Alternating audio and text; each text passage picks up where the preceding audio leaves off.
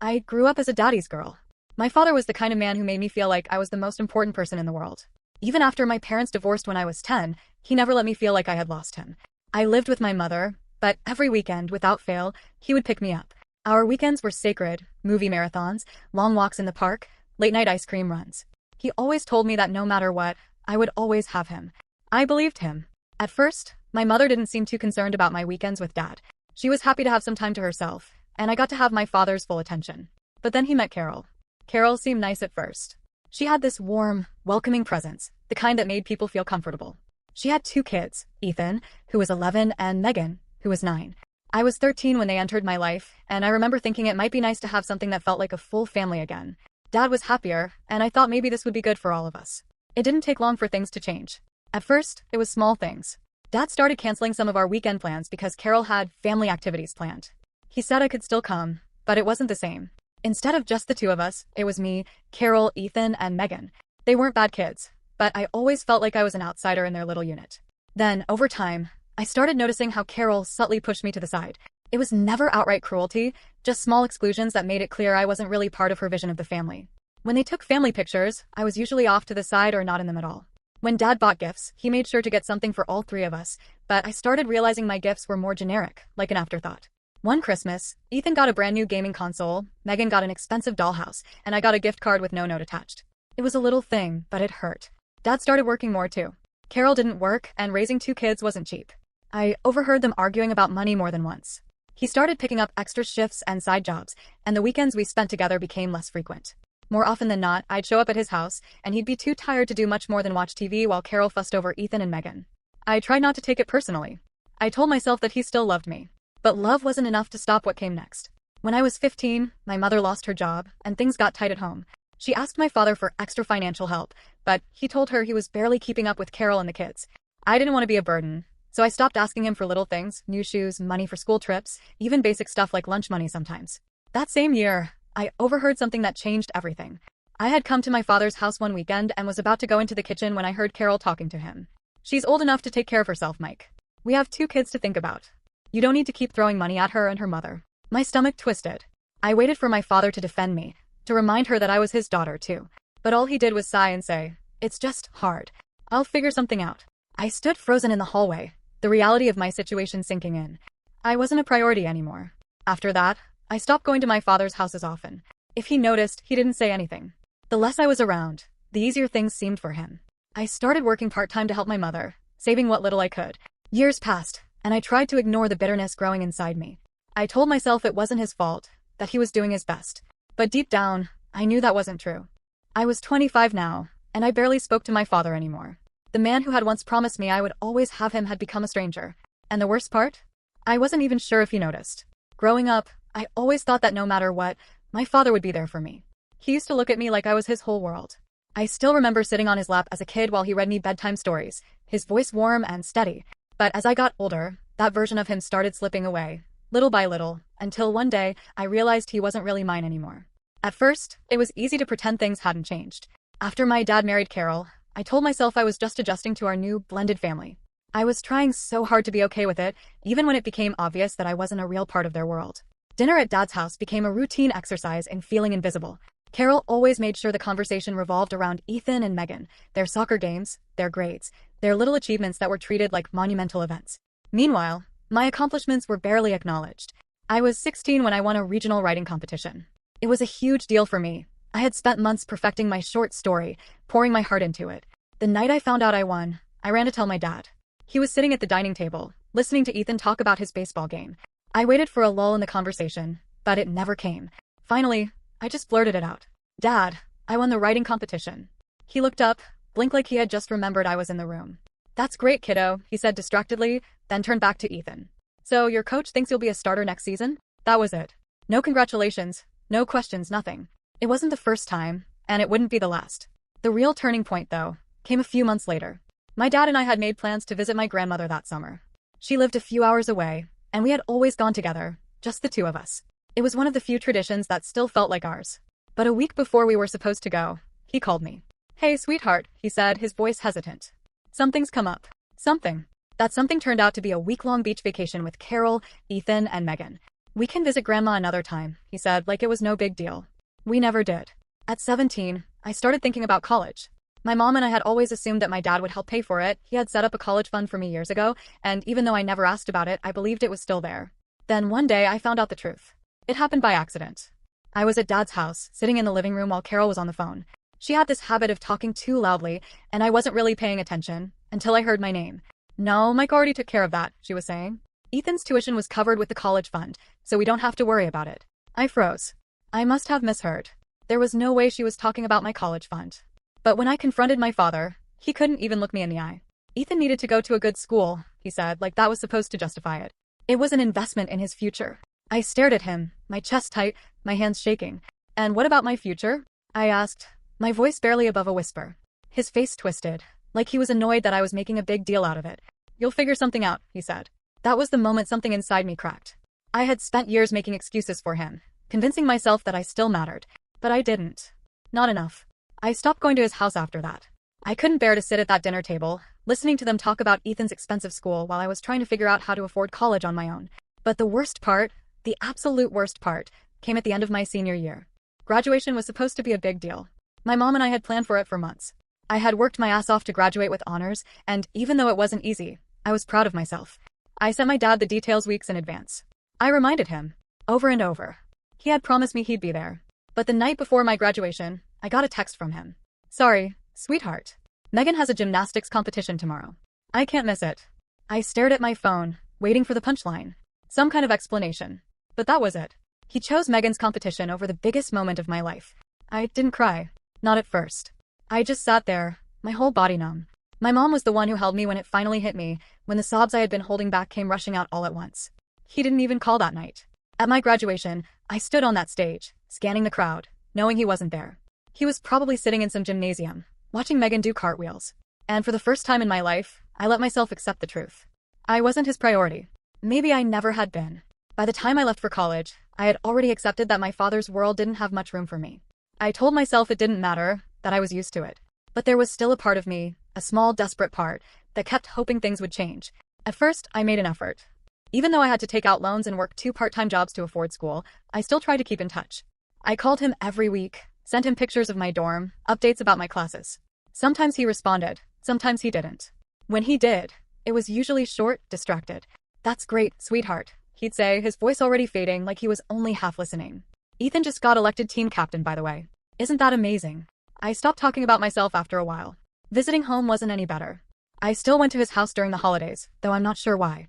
Maybe I wanted to prove to myself that I wasn't giving up on him. But every time I walked through that door, I felt more like a guest than a daughter. Conversations revolved around Ethan and Megan. What colleges Ethan was considering. How well Megan was doing in gymnastics. What Carol wanted to do for their next family vacation. When I tried to talk about my life, I was met with polite nods, half-hearted responses.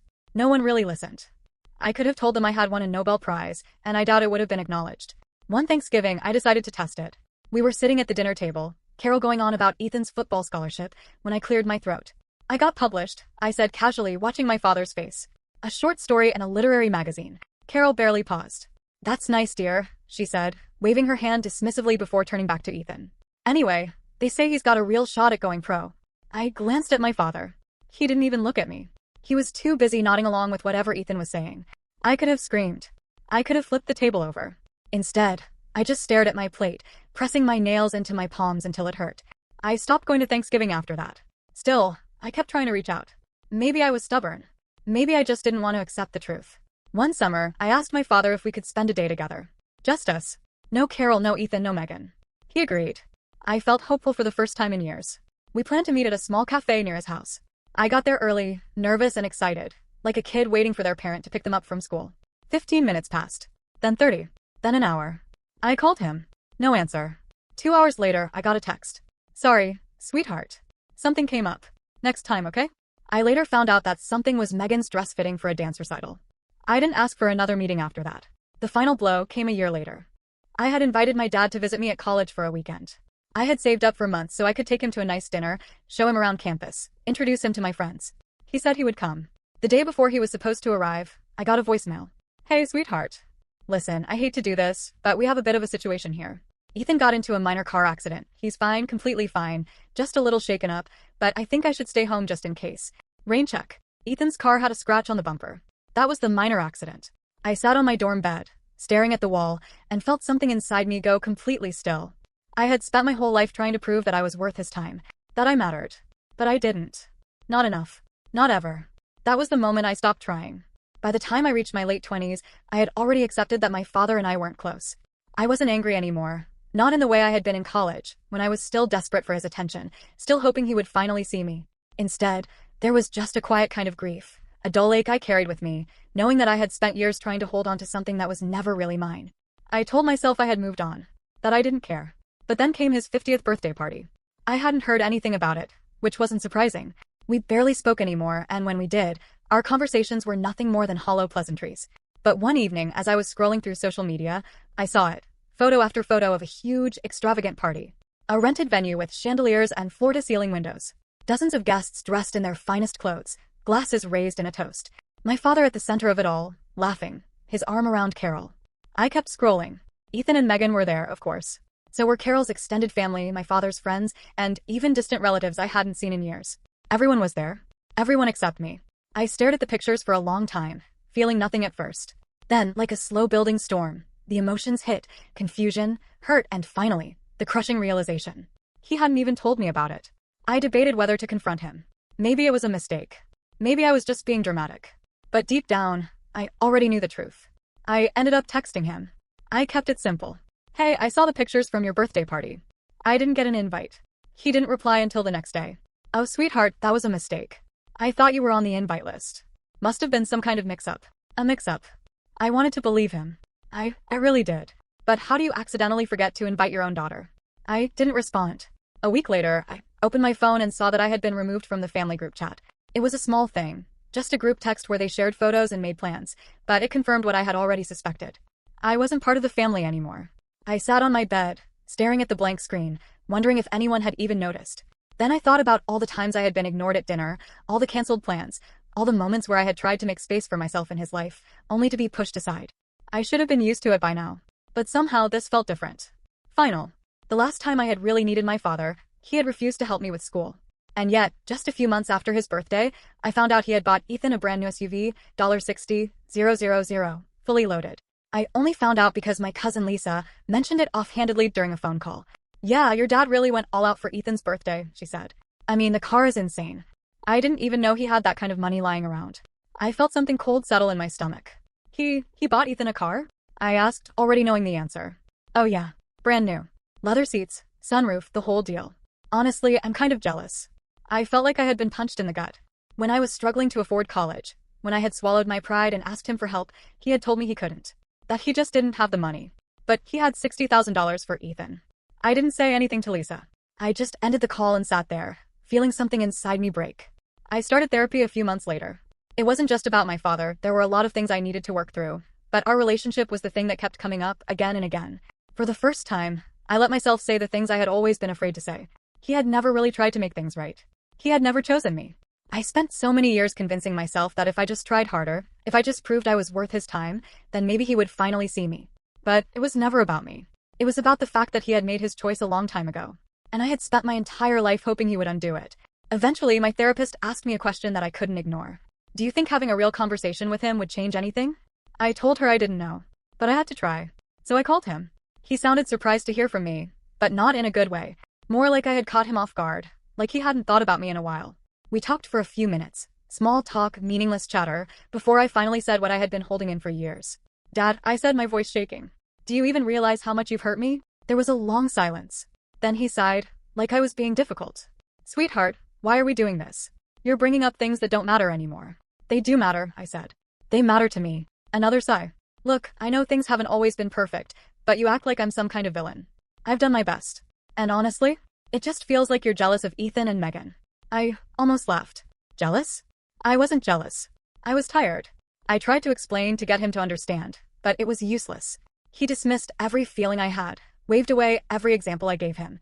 At some point, I realized I wasn't even angry anymore. I was just done. But the final straw came a week later. Carol called me. She had never called me before, so I already knew it wasn't going to be good. She didn't waste time on pleasantries. I don't know what you're trying to do, she said, her voice clipped, but you're causing problems for this family. I almost laughed. This family? Carol, I was never part of your family. She ignored me. Your father doesn't need this drama. We've built a good life, and honestly, it'd be better for everyone if you just moved on. Something inside me clicked into place. I had spent years trying to prove that I belonged, that I deserved my father's love. But Carol had said it plainly. They didn't want me. For the first time in my life, I finally believed it. I hung up the phone. Then I blocked both of them. And just like that, I was free. The day I blocked my father, Carol, Ethan, and Megan, I expected to feel something. Guilt, regret, hesitation. But as I stared at my phone, watching their names disappear from my contacts, there was nothing. No sadness. No anger. Just silence. And then finally peace. I packed my things and left my old life behind. I moved to a new city, far enough that there was no chance of running into them, close enough that I didn't feel like I was running away. It was just a fresh start. For once, I was making a choice for me. The first few months were hard. I had no family to fall back on, no safety net. But I had a job, a damn good one. After years of struggling through college with loans and part-time jobs, I had finally built something for myself. I climbed the ladder fast, working longer hours than anyone else, taking every opportunity one could. And it paid off. By the time I turned 30, I had everything I thought I would never have, a beautiful apartment in a high-rise building, a career that I was proud of, real financial security. I had colleagues who respected me, friends who actually listened when I spoke. I had a life. And for the first time in a long time, I was happy. Then, one evening, after a long day at work, I came home to find an envelope in my mailbox. There was no return address, but I recognized the handwriting immediately. My father. I stood in my kitchen, staring at it for a long time. Part of me wanted to throw it away without opening it. But another part, the part that still held onto the smallest, weakest hope, needed to see what he had to say. So I opened it. His letter wasn't an apology. It was excuses. He wrote about how hard it had been for him, how much pressure he was under to provide for Carol and the kids, how he never meant to hurt me, how he did the best he could under the circumstances. Not once did he say he was sorry. Not once did he acknowledge what he had done. By the time I finished reading, my hands were shaking. I had spent years waiting for him to see me, to realize what he had done, to take responsibility. And even now, after everything, he still couldn't do it. I sat down and wrote my own letter. It wasn't long. I told him I wasn't angry anymore, that I wasn't waiting for an apology, that I had moved on, and I hoped for his sake that he would too. But most importantly, I told him that this was the last time he would ever hear from me. I sealed the envelope, mailed it, and never looked back. A few months later, I got an invitation to Megan's wedding. It came in the form of an email, not from her, but from Carol. We would love to have you there as part of the family. I almost laughed. Family. I didn't respond. I didn't even think about it. The idea of sitting in a room full of people who had spent years pretending I didn't exist was almost funny. I wasn't going to be a guest at their performance. After I ignored the invitation, Carol did what she did best. She started spreading rumors. I heard from an old family friend that she was telling people I was bitter, that I had always been jealous of Ethan and Megan, that I was the one who had abandoned them. I didn't care. Let them think what they wanted. Let Carol spin her stories. I had my own life now. One where I wasn't constantly fighting for scraps of attention, for a place at a table where I was never truly welcome. In my new city, I built something real. I made friends, real friends, who didn't treat me like an outsider. I met people who saw me, who valued me. I found a partner who showed me what love was supposed to feel like. And for the first time, I didn't have to fight to be important. I just was.